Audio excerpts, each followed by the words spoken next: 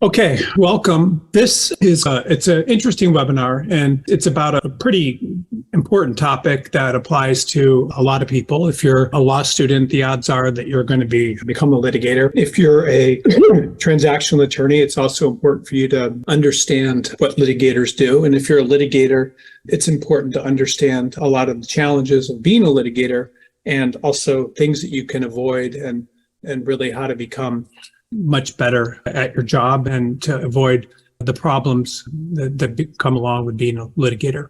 And one of the things I think it's important to understand as well is that litigation is a very risky and demanding and thankless practice area.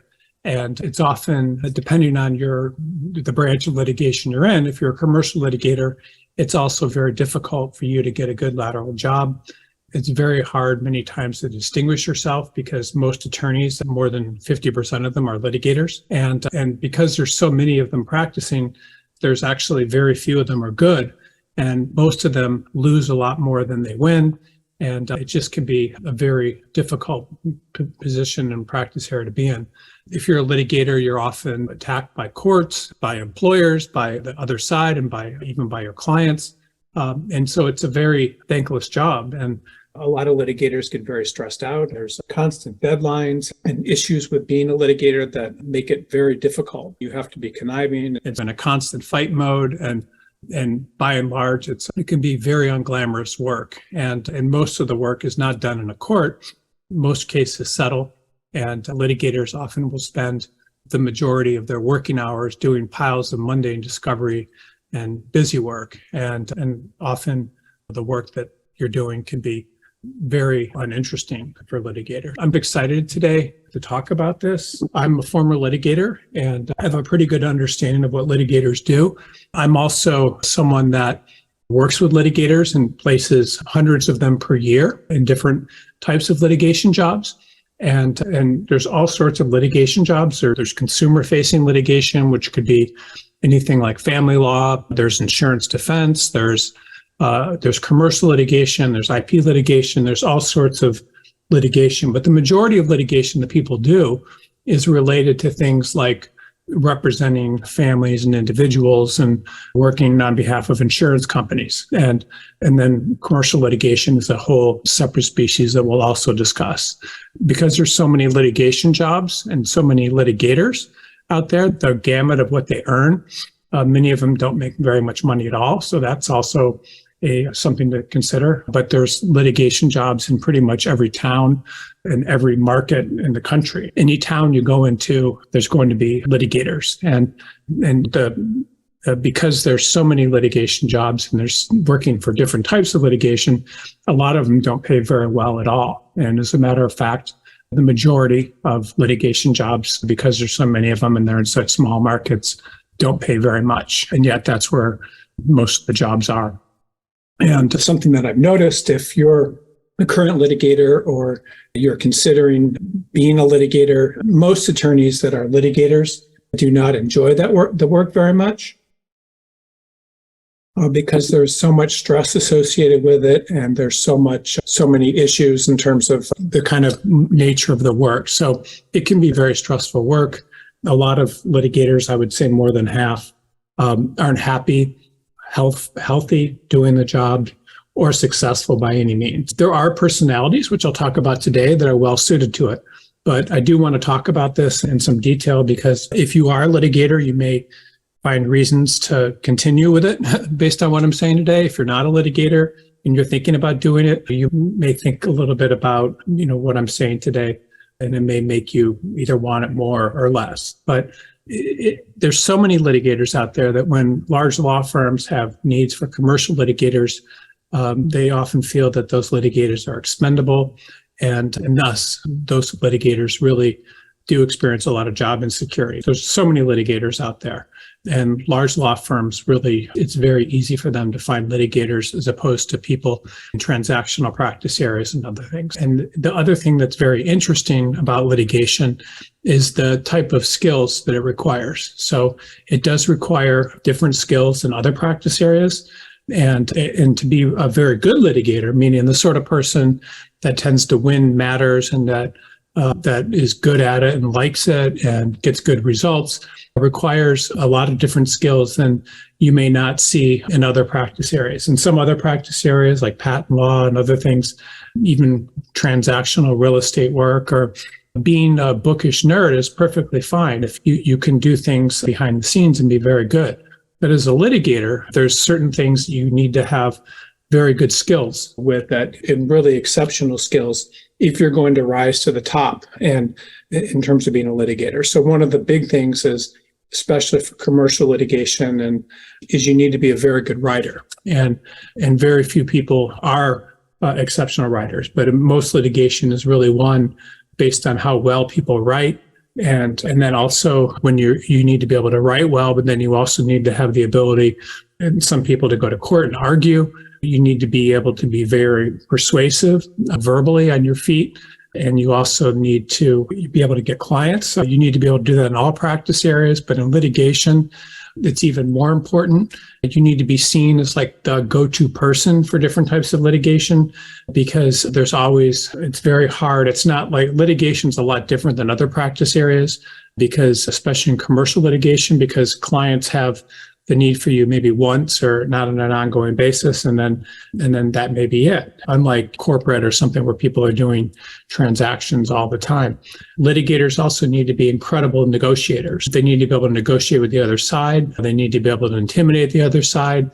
They need to be able to see around corners, and they need to be able to negotiate very well compared to other types of practice areas where I would say it's not as important. They negotiate all the time, all sorts of things, and it's just a very difficult practice area. These litigators also need to be able to get clients to pay bills. It's unlike other practice areas.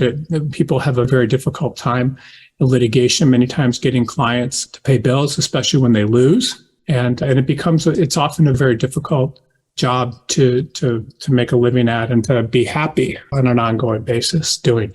And I hate to say it, and I did write this, but I don't know, and it's a little bit harsh, but because there's so many litigators out there that are average and not very good, and litigation, you need all these different skills, negotiation, writing, and other things. There often is really a lot more potential doing other things that may not seem that require going to law school. You could make a very good living many times selling automobiles or running coffee shops or things like that. And I'm not suggesting anyone do that, but what I am suggesting is if you want to be happy, you need to understand what you're in if you're a litigator, what you're going to get in.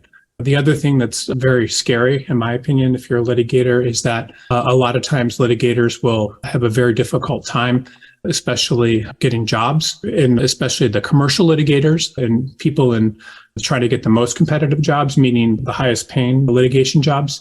Most transactional attorneys can always get jobs in big firms. It's if they're at a big firm and they want to go to another big firm or another very good firm, they can get jobs, but it's very difficult for litigators. So an example would be if you're a transactional attorney and you have no business and you have 10 or 15 years of experience, you actually probably are marketable, maybe not in some of the biggest cities, but you're probably marketable to big firms in some part of the country. And it's the exact opposite with litigators. Like they're not as interested in them. And then there's some cities like Washington, D.C. that have so many litigators that the bar is just incredibly high. In many markets, I would say most major markets, if you want to get a job in a large law firm as a litigator, you need to have, and I'm talking about the big firms that everyone wants to work at, you're going to have a very difficult time even with the best qualifications.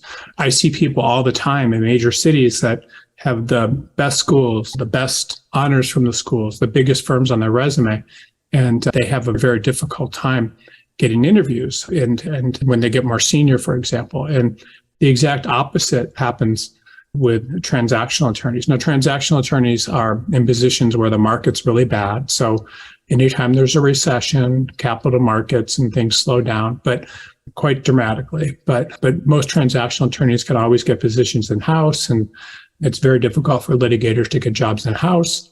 And a lot of people don't experience a lot of financial success practicing law as a litigator. There's certainly lots of people that become extremely successful doing personal injury law, doing class actions, and honestly can make hundreds of millions of dollars doing this. And these stories about how much money people make doing it are real. But there's also different types of litigation, intellectual property litigation, especially when you're a plaintiff, and different financial services related litigation where you can do incredibly well as a plaintiff or even as a defendant in a big firm. But when you start talking about commercial litigation defense and other types of litigation, big firms, it becomes very risky. And honestly, most litigators, depending on the practice areas, you have insurance defense, you have all sorts of practice areas that are commercial litigation where it's very difficult for the commercial litigators to make a lot of money, the kind of money that they want to have the kind of employment security they want to. And it can be very difficult, especially if you're trying to stay in a large law firm. And the other thing is many of them drop out of the practice of law and they do other things because of the stress. And I'll talk about that today. I've seen lots of litigators from very good backgrounds do things like start ice cream parlors, sell life insurance, or start home repair companies. And many times they need to do things like that to find personal success. And I'm going to talk a lot today about what does it mean to be successful? What does it mean to be happy? Because I'm not just going to point out the negatives of being a litigator. I'm going to talk about why litigators many times are unhappy doing the job, but I'm also going to talk about why it's a natural fit for many people. So if you're the right fit for it, it's the absolute perfect job and people will love it. But for most people, and it's not certainly all people, litigation is not going to be your best career choice, and you simply shouldn't be doing it. And I don't know how to say this, but I'm going to say it because it's important to understand. If you are not exceptional as a litigator, meaning you don't have, especially, and let me talk about just commercial litigation to start. If you're not exceptional, meaning you don't know all the tricks, you're not motivated you're not smart, you're not able to pick up arguments and things, you will get beat up your whole career. And it's just not a good use of your skills. I know very good litigators and they always win and they go, and that's what will happen to a lot of people that are in the wrong practice area. And you may be, for yourself, litigation may not be the right practice area, or it might be. So I'm going to go through these 15 reasons, that kind of cautionary reasons not to be a litigator. And then I'll conclude there, and then we'll go to Q&A. The first thing to understand is litigation is the largest practice area. It's very difficult because there's so many litigators out there. They're literally in every city, and there are tons of them in every city. It's very difficult to distinguish yourself compared to other practice areas. So if you announce in any city that you're a trust and estates attorney, or you're a family law attorney, or you do this or that, those are practice areas. And again, family law is litigation, but just straight like business litigation and different litigation, you're going into the largest pool of attorneys there is. And there's more litigators out there than other types of lawyers. And the reason for that is because that's where, frankly, most of the need is, but also law schools train people to be litigators. So you have the case method and reading and mock trial and all these sorts of things. And so people learn to be litigators almost when they're in law school. And you come out of law school many times already knowing how to litigate. So everyone learns how to be a litigator when they're in law school. And then most of the jobs that exist are in litigation. So if you go in any crowd of people in a big city and you were to take a bullhorn announcing a litigator, the odds are that if you had a random sample of 100 people, that some of them are going to be litigators. There's just so many of them. They're all over. And the problem is because there's so many litigators, it becomes, if you want to work in a big firm, or that's your long-term goal is to be part of this, and that's what a lot of people show up to these webinars for and to learn, that it's very difficult to distinguish yourself because there's so many people out there trying to do it. And law firms have the ability to pick and choose who they want. When you look at litigators in large law firms, even if you go to a really good school, it's still going to be often very difficult to get a litigation job. And the law firms are often very discriminating in the type of people that they hire. And clients are also very discriminating. So it's they clients, when they're looking for a litigator, just as you would if you needed someone to help you with a serious problem, are often from the firms. They want people with the very best qualifications. The partners that they hire to work on their cases typically are the toughest and hungriest and most competitive. And they often, the kind of things that they're looking for in large law firms are different than what they're looking for and what the clients expect and what they're looking for in a lot of other practice areas. So when you look at the biggest firms, that people often went to the best schools, but not only that, but they did federal clerkships and preferably appellate clerkships, and then they went to the best law schools, and there's just a lot of really good things. And law firms are looking at things the same way. And just so you understand what's going on is that one of the reasons that law firms think this stuff is so important is because their clients think it's important, and it's very difficult really to evaluate all these skills that I talked about earlier, like your negotiation skills, how smart you are, how your ability to dissect arguments, your ability to communicate arguments very well in writing and in person. So a lot of this stuff you can't test. And the only way that they have any way of knowing the quality of someone is if you have all these if you've gotten all these writing related things, which are like law review and clerkships, and been exposed to that and look like you're a natural fit for it. You know, what happens with attorneys, and especially with commercial attorneys, is that commercial litigation attorneys, is that you're competing against people that for the best jobs that are, really pretty awesome. And that's part of the problem. And when a law firm hires a transactional attorney, and again, I'm not saying this is a problem, but when they hire a transactional attorney, really what they're concerned about are the grades of the transactional attorney, maybe to some extent, but not that concerned. So you can get the emphasis really is more on the kind of work that they've done, the kind of things they've been exposed to. But when they're looking for litigators, unless it's in a real kind of small niche, they're really kind of looking for, especially at the highest level, they're looking for people that really show that they have the best credentials. And that's things like order of the coif and law review and these clerkships. And if you went to a law school below the top 15, they want to make sure that you did really well. Litigators, I don't know, I think it's because there's more of them, or I don't know what it is. It's much more competitive to get positions at top firms than as a litigator than it is in other practice areas. They expect a little bit more from them in terms of things. And what I've noticed in decades of watching litigators, being involved in lots of litigation myself, is that the best litigators are able to work harder. They're able to develop arguments that other people don't see. They're able to take complicated matters and communicate them very well to the judge. In very simple, easy to understand ways.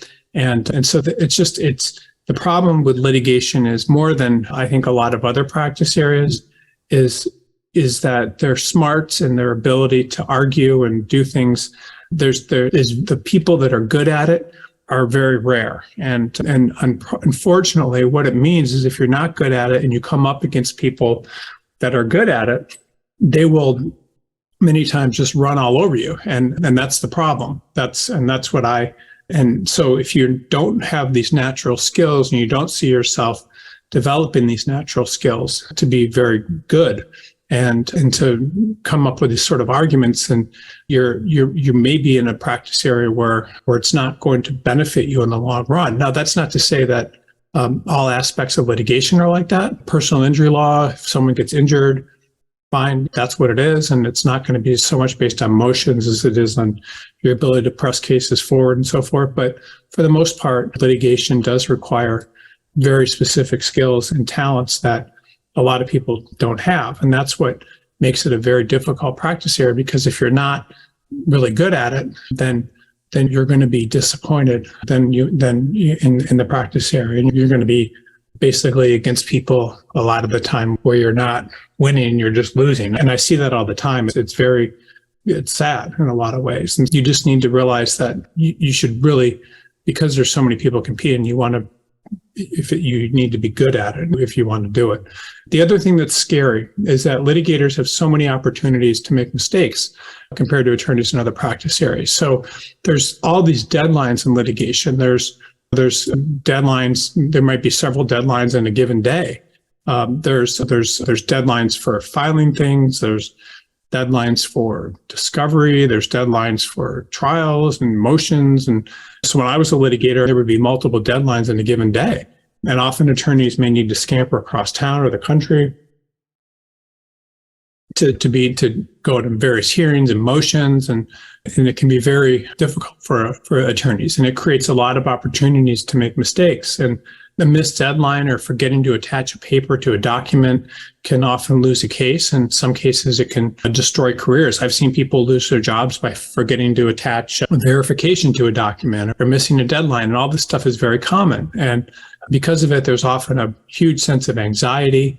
People have nightmares about missing deadlines. And because there's so many deadlines and it's just constantly never ending, it's just you're in this role where you're just constantly pushing against all these deadlines and they keep coming up, and it can really wear people down and makes them feel old, paranoid, defensive, and on pins and needles. And so you become paranoid, like you're worried that something happened, or you become, because you're always hitting these deadlines and it just never ends. And it's the longer you do it, the more stressful it gets. And so you have to realize that if you are a litigator, you're going to have all these deadlines, and that's your role, is to deal with all these deadlines all the time. And you're constantly going to be held hostage by these deadlines.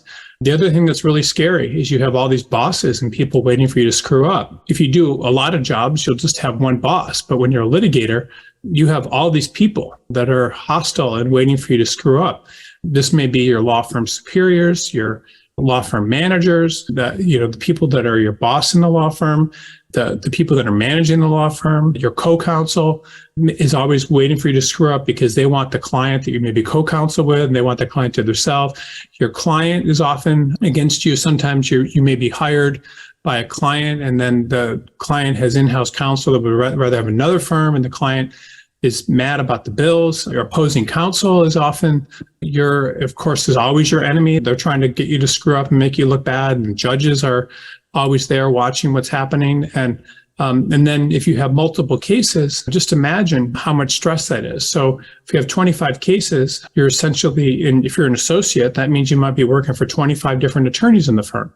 So you may have, and then this is with 25 cases, you have 25 judges that are overlooking your work, and where you could get in trouble with, you may have 25 co-counsel on a case. I'm just saying that's possible. You may have 25 client or more clients that you're representing. You may have 25 plus opposing counsel.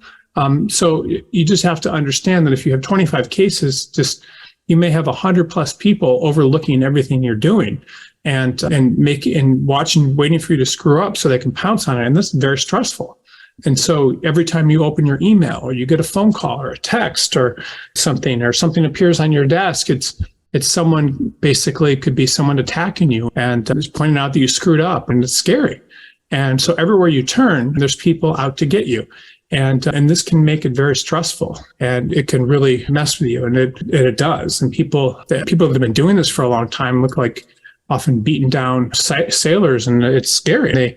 They people, to cope with the stress, a lot of them have drug and alcohol problems, which, anybody would, and that I'm not saying anybody would, but they use that as coping mechanisms. A lot of them, divorce is extremely common, because imagine you have everyone around you could be your enemy, including your peer attorneys that are competing with you to be partner for business, or your peers are your enemies. Often when you're at home or with your spouse, you're not pleasant, and you're worried about deadlines. You want to have some way to relax and get rid of the stress. You don't want to talk about things. You're stressed, and you may be unpleasant and very unhappy inside, and using ways to escape. And then many times litigators die at premature deaths. I see it all the time, and it's bad. And just think about them. And if anybody, and this is what happens when you're a litigator, if you have 100 plus people all over you every minute of every day, waiting for you to make a mistake and hoping you do, and then attacking you and cutting down your arguments and things and coming after you, imagine how stressed off you would be. And so this is what waits people that do it. And this is why many people do what they can to get out of a position as a litigator as quickly as they possibly can. They are after a couple of years of it because it can be very stressful and not fun.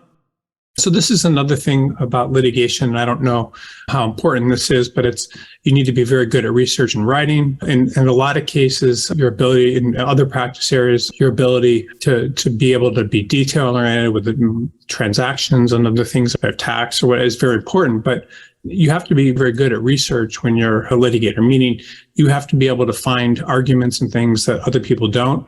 It's very central to being a litigator because you're writing for the court. And you need to be able to find ideas and arguments and distill them into very easy to understand things. And the best law firms typically have attorneys working for them that are extremely talented writers and researchers that will figure things out and will enable the large law firms to get better results than the plaintiff's attorneys. And so what's important to understand is that if you don't have these skills, meaning you're unable to research and you're not motivated to do it and you're not excited by that and you don't understand the ways to find exceptions and tear apart less reasoned arguments, it's not a good position for you. And this is what big law firms do, and they're very good at. And unless you like it, you're going to get beat up. You're going to have a hard time many times. If you're bringing cases against people, you're going to have a hard time. Regardless of what your role is, it's going to be very difficult for you in a large firm as a litigator, because if you don't have those abilities and you're not excited about research and writing and things, it can be a very difficult job and you're going to come up against a lot of dead ends. And again, you don't have to be a good writer for certain practice areas like personal injury law. If someone, is run over, it's pretty clear. And the other practice areas, you have to be parts of litigation, you have to be very good at it.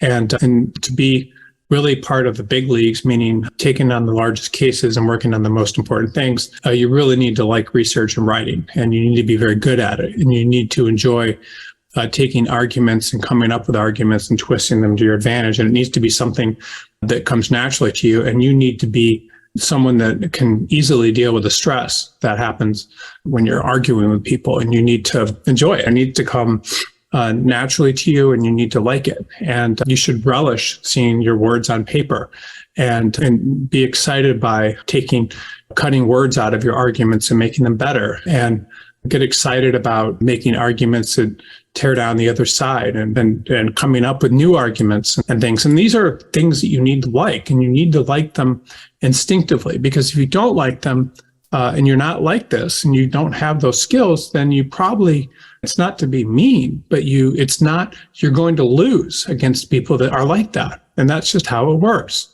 And one of the problems of being a litigator as well is that other practice areas, like if you're a corporate attorney, you can always go out and meet with businesses and talk to them about filing papers and corporate formalities and things that they need to do.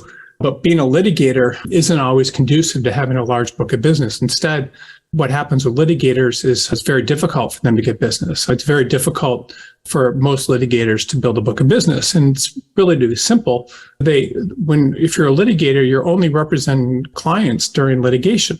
And those clients that you represent, you're losing a lot of the times. If you lose, then the client's not going to want to use you again. And also, if you're a corporate attorney, what often happens is that you'll get spin-off work. So if you're a corporate attorney, they might have you do their IP, they might have you do litigation-related work, you may be able to spin off and give work to litigators. But unfortunately, with litigation, you don't always get that type of work because you're not talking to the client. The client doesn't like you as much. If someone's sued, they don't like having to pay your bills, or they don't like being sued. They don't think they're wrong. They don't think they're wrong. It's a different type of thing. And one of the things that's very interesting is all the time, like law firms are always looking for partners with business or different types of attorneys, but law firms very rarely request litigators for business. As a matter of fact, it's extremely rare. Law firms most of the time don't have a lot of interest in it because they understand that if a litigator brings in business, it's not always going to stick around. But they want transactional attorneys because transactional attorneys have ongoing relationships and with companies and things. And so there tends to be much more steady work and also spin-off work that comes from them. And if you're in a transactional practice area, for example, like real estate or corporate, if you're a real estate attorney, you're always going to be representing real estate developers that are people that are entering into leases or buying properties or selling properties. And if you're corporate, you're always going to be representing companies that are buying companies or selling parts of their company and so forth. But the thing that just doesn't exist. A real estate attorney is continually doing things, or a patent attorney continually doing things. But with transactional work, there's ongoing relationships that people have with their clients. And those clients will continually use them, and they're not losing. You're not losing a lease, or you're not but what litigator loses. And so if you lose, or they're not happy with the result, then they're not going to use you again. But transactional is different. They tend to have long-term stable relationships, and they like them more, and the bills aren't often as high. And a lot of times the referrals in business to litigators will come from other departments like corporate, and it's very difficult for litigators to continually develop business. And a lot of times the litigation work in large law firms is actually sourced by transactional work and not the litigators. And a lot of times also the relationship that litigators have with their clients is often shorter and can be punctuated by stress and unpredictable bills, negotiation of bills, anger about terms of settlements. And so it's very difficult for a lot of litigators to build books of business. And there's huge exceptions to this. There are litigators that have huge books of business and attract large matters all the time. And so I'm not saying it's impossible. Of course it's not. But it's not as easy as it is for transactional attorneys. Transactional attorneys are in a position where if they start going and meeting with businesses and clients, they can start doing work for them, and then they can build it into larger things. And it's much more difficult for litigators. When litigators are taught to get business too, by the way, it's funny. A lot of what they'll do is they may look at businesses. They may get from the courts. You can buy these kind of printouts of companies that are getting sued or lawsuits that are filed. And then they'll call the companies that are getting sued and talk to them and say, hey, can I come meet with you or talk to you about how to defend you or how we would do it? And that's how it's done. Whereas, and then they'll be talking to someone when that person is vulnerable and angry, as opposed to another way. But most transactional work, the other thing that's nice is it's ongoing, whereas litigation is a case is filed and then someone defends it, but it can come to a standstill. There's been major firms. One of them is Heller Ehrman, that used to be one of the largest law firms in California, that basically stopped as a firm when a bunch of its cases settled. And the firm had been around since the 1800s. And they had all these big class actions and things that settled at one time that they were defending. And then I think they had loans and things they had to pay, and the business was no longer sustainable. A lot of law firms can go away and it's happened when big cases settle. And again, it's not very common, but it's happened. And another thing that's interesting about litigation too, which I hope you can understand the reasons why, because I've talked about it, but litigators are very desirable many times when they're younger because they're enthusiastic. They haven't experienced all the disappointments and the stress, and then they have the energy to fight. And what happens a lot of times is when the litigator starts getting older, it becomes a very difficult job for them. What's interesting is transactional attorneys can be very stable. I've seen transactional attorneys get jobs in major firms in their 80s, and literally. But litigators, they're just by that time, they're even in their 40s, they become very tired and have a very difficult time. And so you have to be very young and many times to do it. Not always, of course, that there's definitely people that are older and very good at it. But at the same time, the energy that people have when they're young to fight and to deal with it makes it to deal with all the stress is really channeled in the litigation. Whereas a lot of practice areas, as you get older, you may, like with the corporate and things, your knowledge may be very helpful and your experience. And same thing with litigation. But as you get older, a lot of times they will lose the energy to fight and to deal with all the stress. And so it's just different. The other thing that's important to understand is a lot of attorneys do not want to stay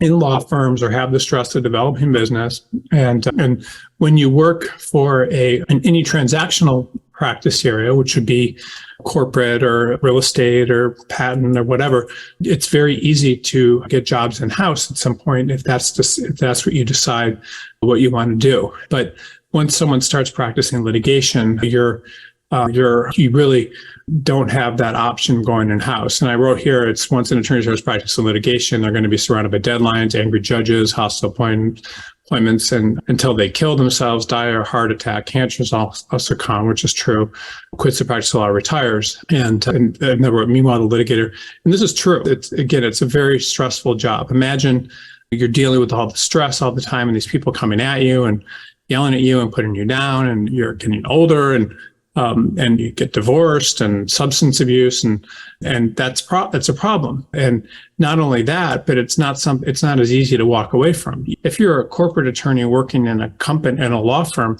there's going to be a lot of people that are going to be interested in you. And employment is a litigation job where you can go in-house, but most litigation jobs are very difficult to get in-house positions with. Now, you can certainly work for an insurance company and some other things, but for the most part, it's very difficult to get a job in-house as a litigator. And most of the markets where they can work are a law firm. A lot of them also start their own practices. But if they don't like law firms, they're often out of luck. So they sometimes you can go to work at the government and things, but it's much more difficult to get really good in-house jobs as a litigator than other practice areas. And it's just very rare. There's not a lot of in-house litigation jobs. And transactional attorneys have lots and lots of options with in-house jobs. So it's just, if that's something you want to do, if you ever are thinking you might prefer to be in-house or somewhere else, it's very difficult to have that option as a litigator, whereas that option is definitely an option if you're in most transactional practice areas. The other thing is, to be successful, you need to have this kind of very strong desire to win. And it's not, you need to have that desire because your clients expect it, and that's what they're hiring you for. And it's not, you can't be wishy-washy. And I've seen litigators that are wishy-washy and they're horrible. And there are a lot like that, but you need to have a lot of energy. You need to want to win. And unfortunately, that type of bright-eyed, bushy-tailed enthusiasm, people get it beat out of them when they're very young. And as you get older and as a litigator, and you've experienced a lot of losses and angry clients and judges and difficulty from your peers and co-counsel and all these things, you can age very quickly and you lose that enthusiasm. A lot of times people that are litigators, you look at them and they're very flat and they'll do the work, but they're just like, wow, this is just what the heck. And they're just surrounded by all these pressures that are much more than people in other professions experience. And they're expected to win. It's not, when you're a corporate attorney or transactional attorney, it's not like you have to win, but you're expected to have to win, and you're expected to be enthusiastic and take your client's side and fight and be trying to make the other side look bad. And everyone's doing the same thing with you. And it's stressful. It's not like other practice areas. And everybody wants you to screw up. And everyone, including people in your own firm. I talk to attorneys all the time that are like, oh, I want to get out of this because even my peers are competitive with me. And it's true. It's very difficult. And you're constantly at risk of losing your job many times. And it's very stressful. And you can become, as these problems and things continue, as you can lose your desire to win. You can become more like a PTSD victim. It's interesting. There was I remember talking to a partner in a law firm, and he said that he was with another partner, and they were, this is from a very big firm, and they were getting ready to do a trial, or they were in a trial, and one of the partners, who was an older guy, like probably in his, I don't know, late 50s at that point, pulled out this pill box and had all of these uppers and things that he used. And he said, you can't possibly be expected to keep this energy and perform like this without some sort of outside help, which I thought was funny, but it's true. A lot of the most successful one, you have to have this desire and really ability to win. And a lot of them lose it after a while. And it's particular to litigation because it can be so stressful. A lot of them take a lot of anxiety medicine. When they talk, they sound drugged sometimes. And it's because it's like they're shell shocked and like PTSD victims. And so then they start taking all these things to get them all pumped up, and then that gives a result that they're more messed up on things. So I remember this is just a big firm attorney I knew. She told me she was going to, she was jacked up on all the stimulants. I don't know if it was Adderall or whatever, which she was going to go meet the king of Thailand about talking about opening a chain of marijuana dispensaries. So sometimes they can get delusional, but it's hard. So it's a very hard job. You have to be continually wanting to win. And imagine if you lost 25 cases or hundreds of cases and you've won some, but you've lost a lot and clients are mad at you and everything, imagine how you feel after having done that for a long time. It's just, you lose the will to win, to fight. And that's what happens. And that's one of the reasons also that a lot of times younger attorneys are much more favored in that practice area. And the other thing that's interesting is a lot of times the litigation jobs are the most money at stake, pay the least, and have the least stability.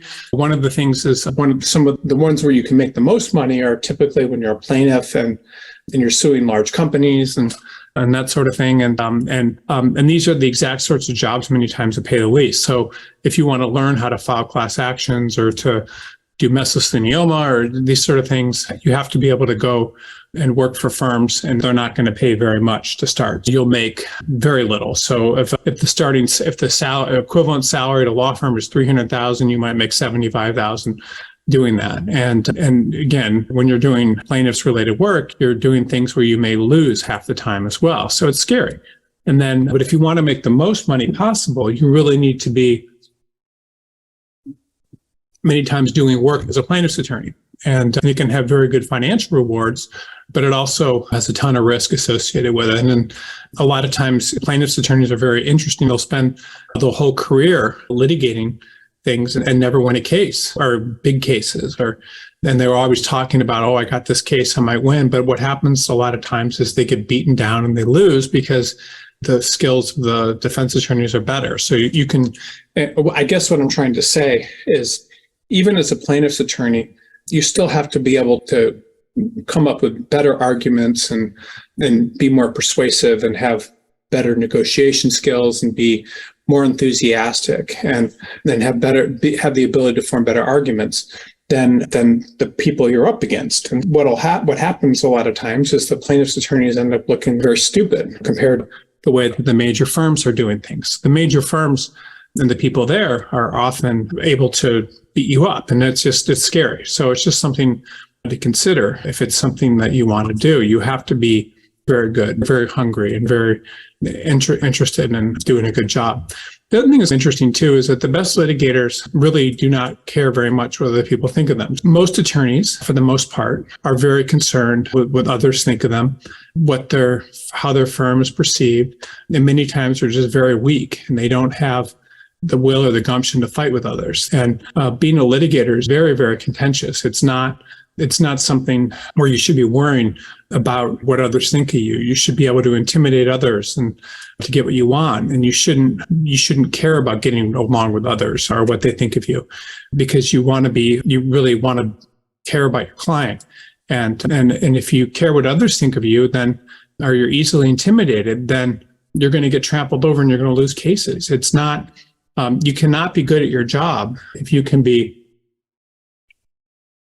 manipulated or made to feel guilty or frightened or tricked. And that's what's interesting. To be a really good litigator, you need to just not even care. You have to be able to stand up for yourself and not care what others think. And you also have the ability to frighten the other side and not care what they think. And the best personal injury attorneys, the best litigators and defense attorneys, they're all like that. They don't care. Like you're like the big gorilla in the jungle, and you're happy yelling at people and beating your chest to get your way.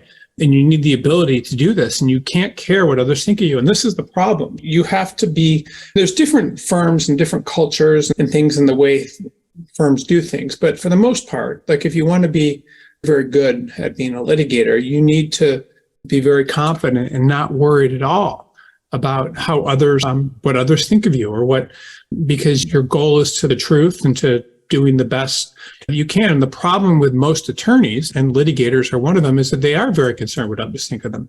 It's a middle-class profession. I don't say that in a negative way, but what I mean by that is people that are middle class tend to be concerned about what others think of them. And it's just the way it is. And because they need to fit in, they need to impress clients, and they go to school so they can get into this is all like the ways people think. And you need to be able to be concerned about just doing whatever you can. So not being smart is not part of it. It's also just not caring. And you need to be able to sell course in your ideas, and you need to convince the other side. You need to be a fighter and out for blood, and then you just can't care. And these things are very important about trying to be good. And there's just, again, so many people care what other people think of them. And those people, in this particular type of job, it's not the right position for you if you're concerned about looking bad and things. It just doesn't work. The best litigators also need to be extremely creative and intelligent. What that means is you need to be able to come up with novel arguments. You need to be able to find solutions that are not obvious, meaning people wouldn't expect the type of solutions you're coming up with are novel and interesting and not what normal people would do. You need to find all these different ways to be able to solve problems and things that normal people wouldn't do. And it requires a lot of interest and drive and intelligence. And I'm going to hate to say this, but I've talked about this a little bit so far. But with the litigator, and again, I hate saying this, but it's true, having really good LSAT scores, being extremely smart, having good grades are all signs of people that can process information and come up often with the very best solutions. And again, I don't like saying this, but I have noticed, and repeatedly, that you take someone that got a really good score in the LSAT and someone that didn't, and you put them, you give two of them the same legal problem. It's just the results are, again, I'm not criticizing people on good LSAT scores because it's not the whole thing. But the point is that people that are very smart do better and get much better results for their clients than people that aren't. And it's just because they can come up, two people look at the same problem and they can come up with these incredible insights. I'll just tell you myself, like I've come up against people that are much smarter than me and watch how they come up with solutions. And it's incredible. Like I had a guy once working for me that got into Harvard Law School, but then he chose to go to Berkeley or something. And he graduated when he was like 19 or something. And he's like autodidact, extremely smart, perfect score in his LSATs and all this. But this guy would look at legal problems and would come up with solutions by seeing the law, like when no one else, I don't know how people do it. And there's some people that are very smart and that's an important thing. And it's not just test taking smarts. There's also other types of intelligence, synthetic and processing. But this sort of stuff is important to be a good litigator. And because when you come up against people that are more intelligent than you, if you don't have those skills, and again, it doesn't necessarily mean the LSAT. You can certainly do really well doing this without doing well in the LSAT, but you have to have some natural skills. And I don't like saying any of this, but this is what the best litigators do. And if you don't have this, it's like being a heavyweight boxer with no muscles. Anybody can step into the ring and box, but if you don't have this intellectual firepower, think of what's going to happen to you. And that's one reason, like, I hate saying all this stuff. But again, if you're trying to compete in this field, then you really want to make sure that you have the skills and that you think you can develop them to be really good at it. Because if you don't, you're going into a profession where, unless you have some sort of some sort of niche or something, where it's going to be very hard for you. And it's not about just regurgitating the law. It's about constantly coming up with new arguments and you don't want to be average at it. You do need to be intelligent. And even if you aren't that intelligent, you need to be driven to find solutions to problems that are not obvious. And a good litigator is constantly finding solutions and that other attorneys fail to appreciate or defend against. And I've seen many attorneys shut down the other side very quickly with creativity. It's amazing. Like the people that are smartest at this can walk into rooms and understand things and come up with solutions and sell them to the other side that makes their client win when cases could go on for months or years. It's very interesting. And you're going to get, I don't know, milquetoast if that's the right word, but you're going to be really good. You need to be able to come up with very creative solutions to complex problems, and it needs to be something that interests you in doing that, because that's what the best people do. And then they become very enthusiastic about being like that. And I'm not trying to practice eugenics here or anything by saying you need to be very smart to do this, but this kind of stuff needs to interest you, and you need to commit to this kind of thinking and learning about this if you want to be good. And then this is just another thing about litigators. It's funny actually, but if you want to continually be very good at being a litigator, you need to be a merchant of fear and doing upsells. You're constantly telling clients that you need to do research, or you need to file these motions, or you need to take all these expensive actions to protect them. And I have never seen practically any litigator that hasn't not a master of generating huge bills for their clients by finding more and more work to be done, even work that many times is unnecessary. So if there's potential work to be done, then litigators are going to find a reason for it to make it to be done and to make convincing arguments to do it.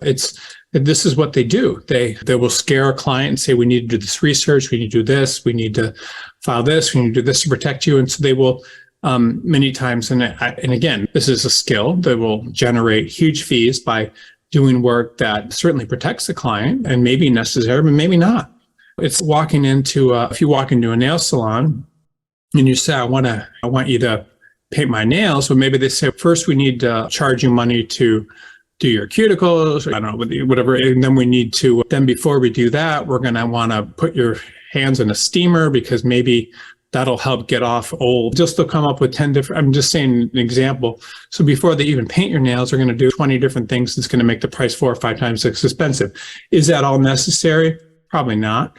But is it okay? Yes. But this is what law firms do. They all do it. It's not, again, the bigger the client, the more they do it. And I'm not saying it's bad because it's what the business is, but that if you're not an expert in doing this kind of stuff, or you think it's immoral to write 10 different memos about things for a case before, this is what they do. And again, if you don't participate in this, and a lot of times it is nonsense, many firms will not keep you around. It's just, you have to be, this is the game. The game is to do a lot of discovery, and is it necessary? Is it maybe, who knows? But this is the job. And if you're not into that, then you're going to get in trouble, especially in the largest firms. You have to do in-depth research and all this sort of stuff. And if you don't play by this game, you're going to lose your job. And if you're not doing this as a partner, you're not going to make as much money, and you're not going to do as well either. So partners need to do this. Partners will work cases. This is just the business. And again, it's not, being thorough is not a crime. So charging clients to be extra thorough is what clients expect sometimes. But again, this is how money's made. This is how people's backs are protected. This is how things work. And you have to be able to sell people on fear that if they don't do this, and they need to do this, and they need to do this, and this is the job. And if you don't do it, then you're not going to be popular as an associate. You're expected to find work to be done and bill a lot of hours.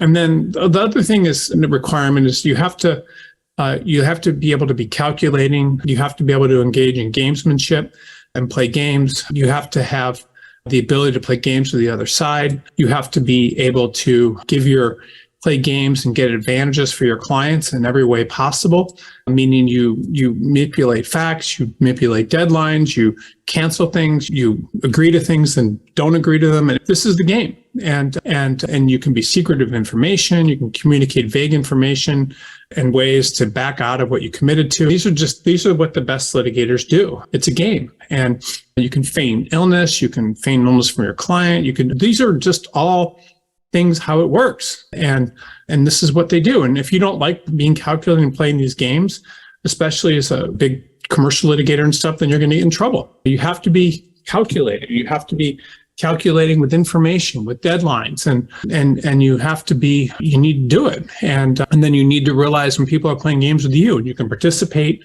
and try to put the game in your favor. And it's just, this is the game. And again, there are people that don't like these sort of games. I don't like them. I think it's crazy. It's not something that interests me. So would I be a good litigator?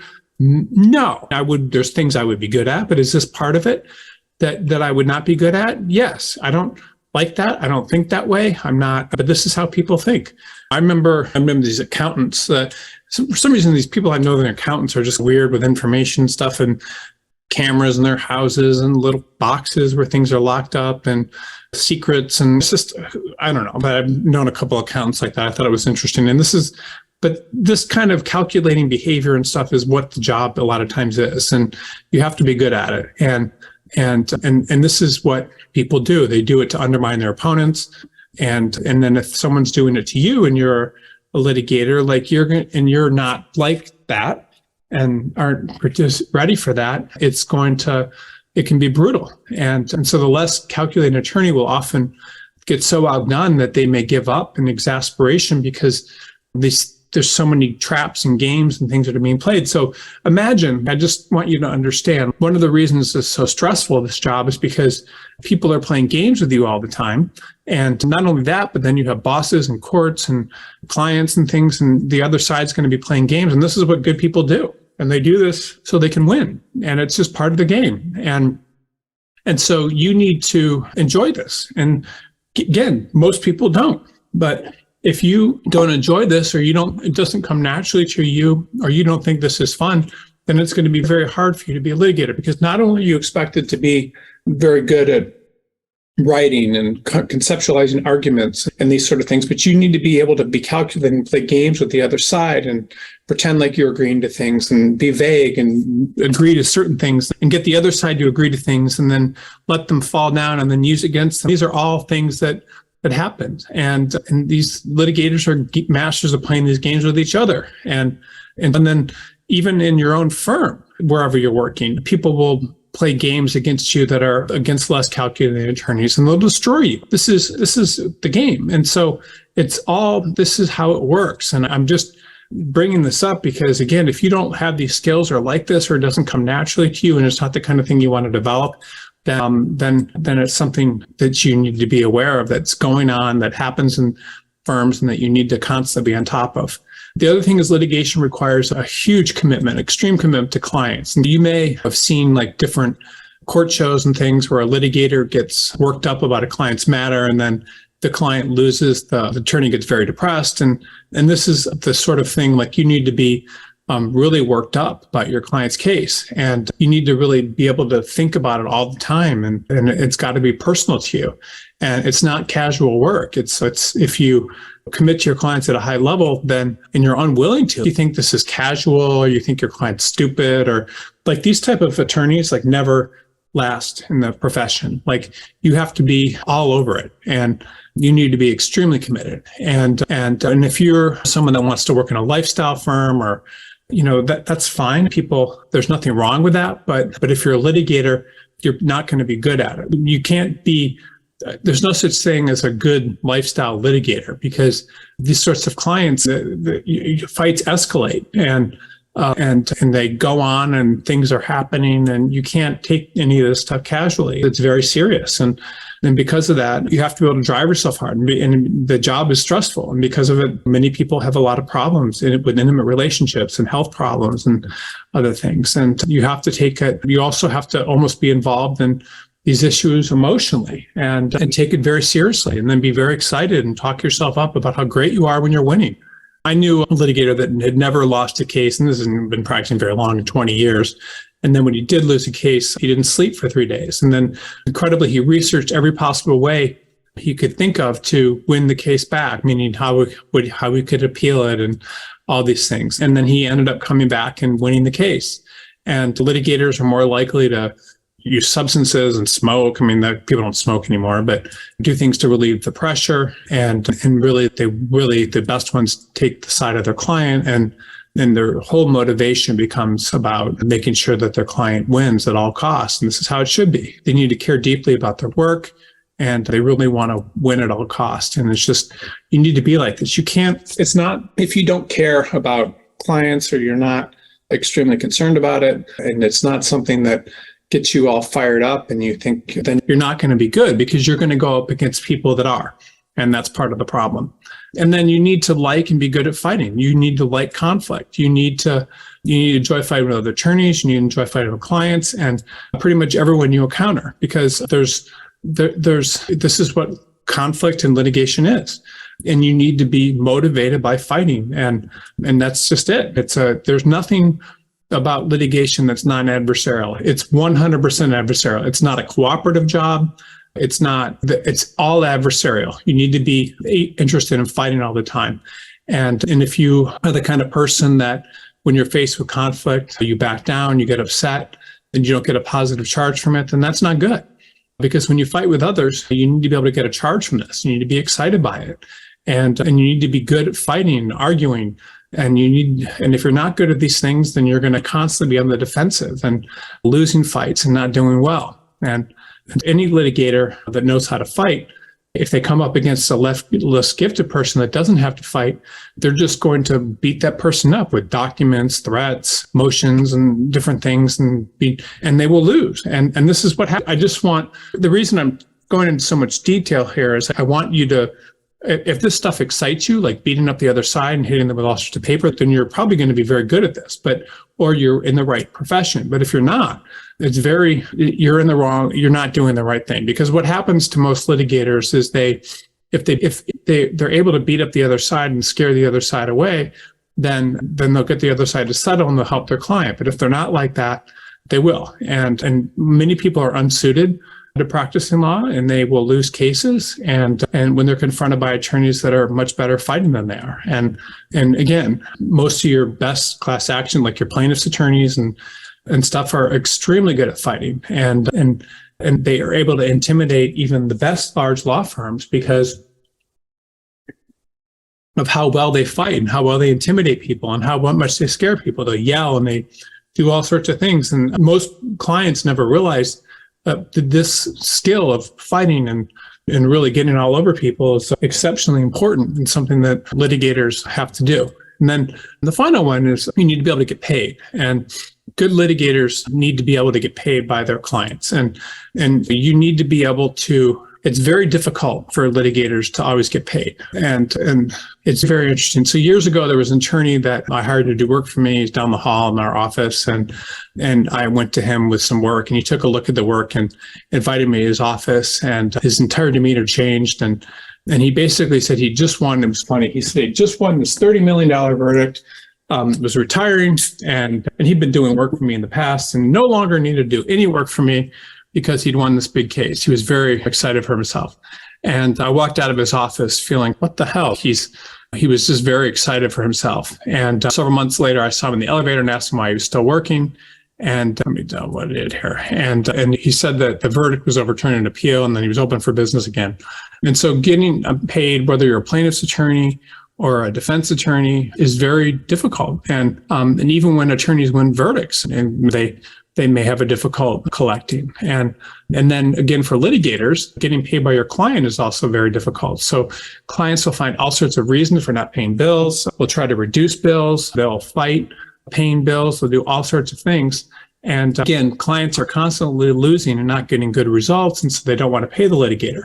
And especially if they lose. And so often when the client doesn't want to pay, they'll start throwing words around like malpractice and calling the state bar. And that scares attorneys. And so attorneys then will end up not collecting the money. Okay, so I'm going to take a few questions. I do have let me just see here, a hard stop in a little bit, but let me take some questions here, and then I will move on. So give me 1 second here. And give me 1 second. Okay, so this first question, and sorry about this, I don't have a ton of time today, but I'm going to answer as many of these questions as I can. What are some of the most common misconceptions about being a litigator among aspiring attorneys? I think the biggest misconception is that the things I talked about today, I think a lot of times people don't understand the stress and the skills necessary to be good at it. There's so many skills that are important, and I think a lot of people end up missing. Oh, hold on a second. Sorry, I didn't put the Word document up. They end up missing the skills and things that they need to do to be good at it. And if you don't have those skills, then you're often going to be in trouble. So I think the biggest misconception is people think it's something that it's not, and they don't understand kind of the level of commitment to be really good at it. Let's see here. So this next question is interesting. It says, how can law students or junior lawyers determine whether they have the temperament and skill set necessary to be a successful litigator? I would say, just based on what I've said today, I've talked about all this in a negative fashion. And so everything I've said about being able to fight with being motivated by your clients, by wanting to negotiate and being able to intimidate the other side and all these sorts of things, like if you don't have that natural ability or that doesn't appeal to you, then you're probably not going to be that great of a litigator. So everything that I've said, you should hear me say, you have to be really good at research and you have to really understand that. And if that doesn't excite you, if that sort of thing doesn't excite you, then it's probably not a good idea for you to be a litigator. If playing games with the other side doesn't excite you, then it's probably not a good idea to be a litigator. And let me see here. So that's the biggest thing I would say. Let's see here. This question. How can lawyers with extensive litigation experience effectively market their skills and experience to potential employers in a non-litigation field? So what's interesting about being a litigator is that I think it really prepares people very well for a lot of professions. I think things that involve writing, sales, also different types of things I think lawyers can do very well. And I think that they do. I think they can do, especially litigators can do very well in business, and they can do exceptionally well in a lot of fields. And I think that the skill set of fighting with all these different people and everything that kind of goes into it can make someone an exceptional attorney. I think that the more exceptional in other fields. And I think you get very good skills from it, much better than in a lot of other fields. And I think that when attorneys do it, I think when attorneys go into other fields, like whether it's business or whatever, I think that they tend to do very well. And so I think, yeah, that's a good question. Let's see here. There's a lot of questions about this. Same thing. Okay. What alternative career paths are available for litigators, and how do these paths differ in terms of skill sets required, potential earnings? So I think I already answered that, but a lot of litigators there's different types of litigators. Like commercial litigators can go into family law, or they can go into different types of litigation. So there's all different types of litigation that you can go into. Typically, the idea would be your potential earnings are going to be the largest when you're working for the largest firms, or if you're working in plaintiff's work when you're doing the largest types of lawsuits. So the bigger things are, the more income you'll typically make. But in terms of alternative career paths, what I would say is that you can go, attorneys go into business, they go into politics. It's very common for litigators to be in politics. So if you look at most politicians that become the people that are attorneys that become politicians, most of them are litigators. And that gives you, I think it gives you a good background on that as a skill. So I think that can be helpful. Let's see.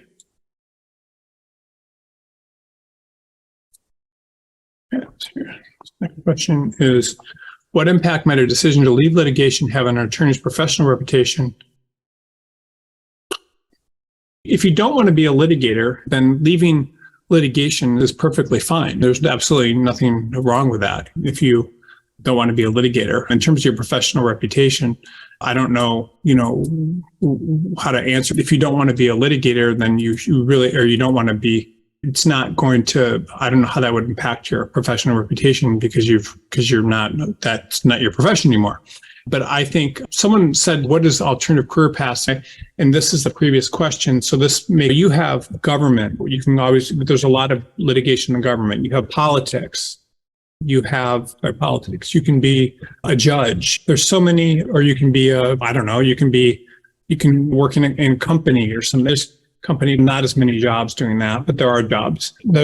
You can be a professor, law professor, or college teacher. There's all sorts of college professor. There's all sorts of positions that attorneys go into that are litigators. And so litigators are in all branches of government, and they're judges, and they're all sorts of things. So if you leave litigation in a law firm, you can certainly do these other things that are related. And that's a lot, people do a lot of that, or you can go to work somewhere else. Now, if you want to work in another practice area, a lot of times litigators, the nice thing about litigation too, by the way, and I didn't really talk about that, but litigation, like attorneys can do a lot of different things. They can become, you can go, if you're a commercial litigator, as example, like commercial, you have the skills to do, when you learn the family law, or I don't know, insurance law, or you could do plaintiff's law, or there's so many, or employment law, like defense or plaintiffs. There's just so many things you can, employment law, defense or plaintiffs. So there's just so many different things that you can do as a litigator that that a lot of people wouldn't do. I mean, that when you have those experience, when you have that skill. All right. Okay, let's see.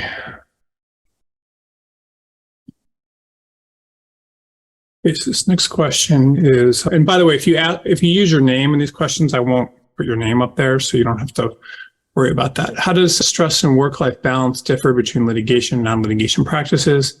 What factors should attorneys consider when evaluating this? So litigation, there's different practice areas. You have litigation, and then you have, I would say, litigation-related practice areas, and then you have transactional practice areas. So the difference between litigation and transaction-related practice areas, and it's a very good question, is typically with litigation, you're dealing with lots of deadlines, you're dealing with people, you're dealing with people that are very upset and emotional, you're dealing with lots of people finding errors in your work and criticizing you and being adverse to you and not cooperating with you. Whereas in a transactional, there we go. Anyway, I don't know. But as in transaction-related practice areas, you're not dealing with as much of that. If you're writing someone's will or you're doing a trust document, you're not really dealing with all that sort of stuff that you might be dealing with in litigation. So it's just different. There's litigators tend to enjoy being in positions where they're fighting with people and where they're adverse, and they have to get very passionate about whatever they're doing. And non-litigators, typically, they don't have to be, it's just different. It's more flat, I guess, and doesn't have to be emotional. Okay, this is the next question. So can you explain the differences between litigating in large law firms versus small or boutique firms? Okay, so larger law firms, boutique firms and larger law firms, it's a good question. But typically the larger law firms law firms will be more thorough, and the clients are willing to spend more money.